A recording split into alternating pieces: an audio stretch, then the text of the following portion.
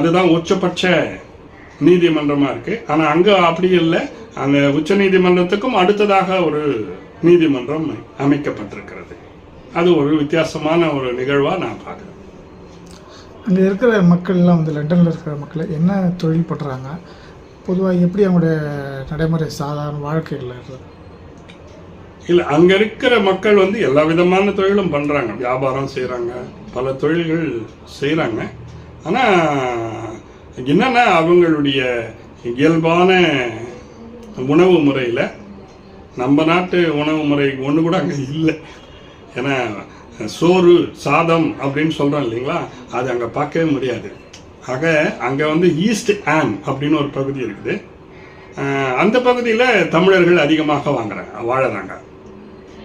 West ஹாமில் அந்த அளவுக்கு இல்லை. ஈஸ்ட் ஹாம்ன்ற பகுதியில் லண்டன் முருகன் கோயில்னு இருக்குது, லண்டன் வெங்கடேச பெருமாள் கோயில் இருக்குது. அதெல்லாம் வந்து தமிழர்களால் நடத்தப்படுகின்ற ஆலயங்களாகவே அங்கே இருக்குது. அங்கே எல்லாமே போர்டே வந்து தமிழில் எழுதி வச்சுருக்குறாங்க.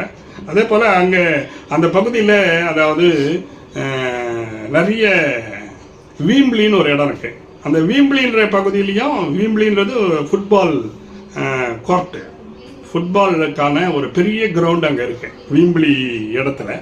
ஸோ அந்த இடத்துலையும் வந்து ஏறக்குறைய ஒரு 30-40% தமிழர்கள் இருக்கிறாங்க.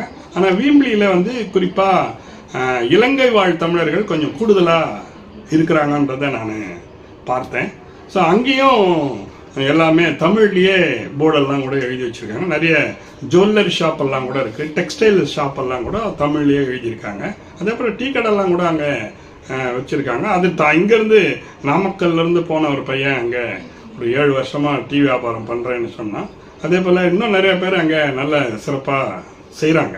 ஆனால் உணவு முறை என்பது அங்கே வந்து பீட்சா, பர்கர், சாண்ட்விச் இதுதான் வந்து அவர்களுடைய இயல்பான உணவாக இருப்பதாக நான் பார்க்குறேன்.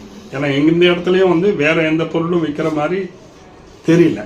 ஆனால் இந்த தமிழர்கள் இப்போ வாழக்கூடிய பகுதியான வீம்பிளிலையும் அதே போல் ஈஸ்ட் ஹாம்லேயும் இங்கே நம்ம இந்தியாவில் இருக்கிற மாதிரியே அதுலேயும் தமிழ்நாட்டில் இருக்கிற மாதிரியே இட்லி, தோசை, பூரி, பொங்கல், வடை இது எல்லாமே அங்கே விற்கிறாங்க.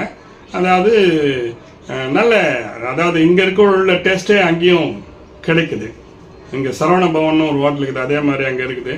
சங்கீதான்னு ஒரு ஹோட்டல் இருக்குது, அதுவும் அங்கே இருக்குது.